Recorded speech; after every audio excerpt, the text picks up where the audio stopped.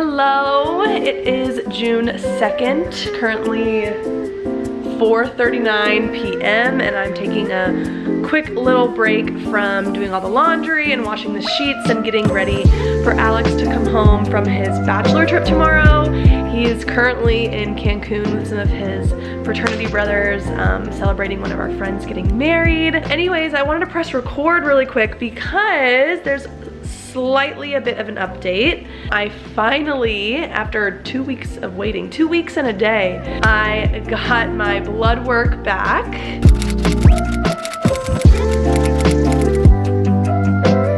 I'm still waiting on a few more results to come back, but I'd say I pretty much got like 90% of my results back. I don't know, when I got my blood work done 2 weeks ago now, I tested for like 16 different things. It was basically everything I hadn't tested before, and it was the last thing on our to-do list to get ready for our fertility appointment, which is this month, finally. So crazy. And so I tested for things I couldn't even pronounce, things I'd never heard of before.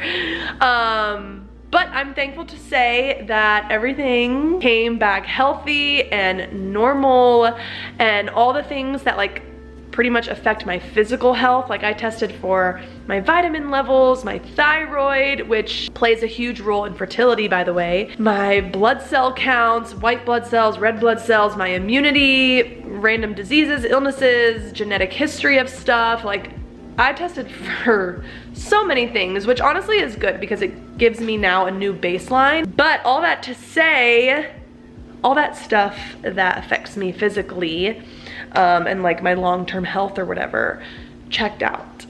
So I'm very, very thankful. Praise God for that. However, of course, nothing is perfect. And so the one, I guess, concern was with my AMH level. Your AMH basically tests for your ovarian reserve, which in layman's terms is like your egg quantity. Which every female is born with a set amount of eggs, and you can't change that. That's the number you're born with, and it is what it is. So it doesn't affect your health per se. It doesn't affect your physical well-being. It's just the amount of eggs that you have. And so I tested for that back in February, and it was definitely on the low side, which I am 30, and naturally your egg count decreases every month as you get older, and as more time goes on, you obviously have less and less eggs to work with. And as a 30-year-old woman getting this tested for the first time, like I said, my count was on the very low end of the spectrum, but still within the range for a 30-year-old woman. So my OBGYN didn't seem like too concerned, but thankfully I have my fertility appointment later this month, so I can ask any questions that I have. I'm also just not typically someone who likes to do so much research and read so much articles and blogs and like try to find the answers. Like I just trust the process and I'll leave it up to the experts. But apparently in all the blood work that I just got done, I was retesting for my AMH, which I wasn't aware of. But thankfully I retested for it because my number has drastically changed since February. And from the little itty bitty research that I have done, apparently the average woman maybe decreases about 0.2 over the course of a year. And compared to my result from February to last month, my AMH number went down by 50%. So I'm like lower than low, according to my most recent results.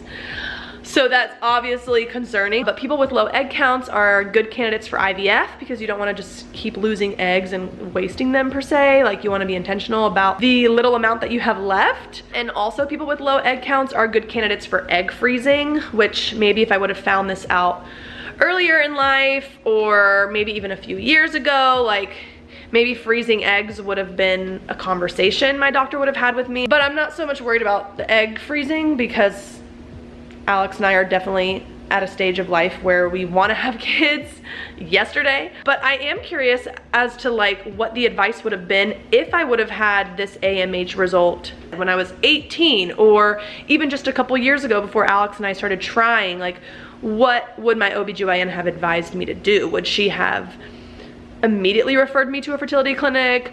Would she have told me to only try for maybe 6 months before taking the next steps? But in case you're wondering, I'm not worried about it. I'm not stressed about it. I am thankful that we have experts and medical professionals that can hopefully give me more clarity and provide alternative solutions for me. But we all know all it takes is one egg, and of course, anything is possible with God. So I trust the process, I trust his timing, I trust that he has a perfect plan for everything. So hindsight is 20/20, but at least I know now what my AMH result is, and so we can work with it now. And again, I'm just so thankful that all the other stuff that I tested for that actually does affect my physical health and like my future kids, as far as passing things down or potential risks or whatever, like all of that came back normal. My advice would be to any girl out there, not even married women, not even women who are currently trying to conceive, but honestly, if you're a girl and you know that you want kids at some point in your life, like what harm does it do to just start doing that testing now? And if anything, just learn more about your body, learn more about your cycle, so that when the time does come, you kind of know what you're up against, and you can kind of get a glimpse maybe of what your fertility journey will look like. Either way, like if you can advocate for yourself and you have the time, you have the energy, maybe you have the great insurance, or you can afford to get all this blood work. If you can somehow request the blood work yourself or convince your doctor to request it for you, like why not get those answers now? And who knows, you might discover something that you wish you would have known ahead of time, and maybe that will impact your idea of when you want to start having kids. But if anything, it just gives you clarity and gives you more insight to your body and your hormones and all the things that not just affect fertility and pregnancy, but affect your everyday life.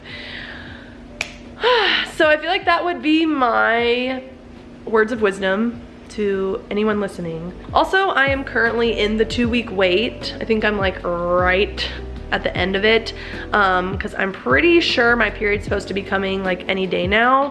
However, I've been trying like a new approach this cycle, which when you've been down this road for 2 years, you start to get creative and you start just embracing this whole 2-week wait in many, many ways, and you just latch onto anything that can keep you positive, keep your spirits up. And so this time around, I'm like, you know what? I'm not even gonna check my cycle tracking app. And as is, I'm not like obsessed with checking it anyways, but like I'll check it frequently. This time around, I just was like, you know what? I've made it this far. I haven't checked my app in a while. We were recently on vacation last week. And so like I've just been happily distracted, and it's kind of working. I mean, it's nice not having to worry about checking my app, which I know probably doesn't sound like a big deal, but if you know, you know. It's kind of nice not having that little stress in the back of my mind of like, okay, it's supposed to come today. Okay, it's supposed to come today. And then if it doesn't come, or if my period's late, then my app is like screaming at me, oh, you might be pregnant, you should start testing. And it's like just the false hope that I just don't want right now. I'm pretty sure I'm supposed to get my period like tomorrow or the next day. I'm just trying to be more in tune to my body this cycle, and my period will come when it comes. But also, if this is literally the month where we were successful, that would be the biggest plot twist. But until then, I'll be waiting for the rest of my blood work. Hopefully I'll be back with good news once it comes in. And maybe I'll be back with even greater news that, oh, my period never came, and guess what, I'm pregnant. But at least we do have our fertility appointment in like 3 weeks. So that feels good. I'm excited for that, because that really does feel like a solid next step, and figure out where we go from here. So that is all, and I think I'm gonna go play pickleball, so okay, bye.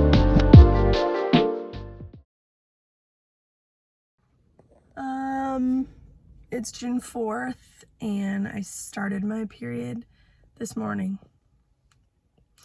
I haven't really had time to process it, because like once I saw that I got my period, like it was go time. I still had to go about my day and go to work. And so I've been like distracted all day kind of, and definitely very crampy, and I wasn't prepared. I didn't have like ibuprofen on me, but thankfully one of my co-teachers had ibuprofen on her. So that was literally a lifesaver. I'm currently at the pickleball courts waiting for pickleball club to start. So another distraction, but I haven't really processed getting my period this time around. I think I'm currently just like numb to it. I always feel like I need to cry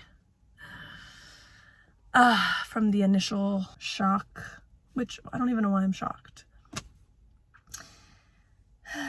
It's just, I had my HSG test last month and everyone was feeling optimistic and positive about like, oh my gosh, like your chances of pregnancy increase after your HSG because it flushes and clears everything out. And so at the end of the day, it's not even about that. It's God's timing, and it's just not his time right now.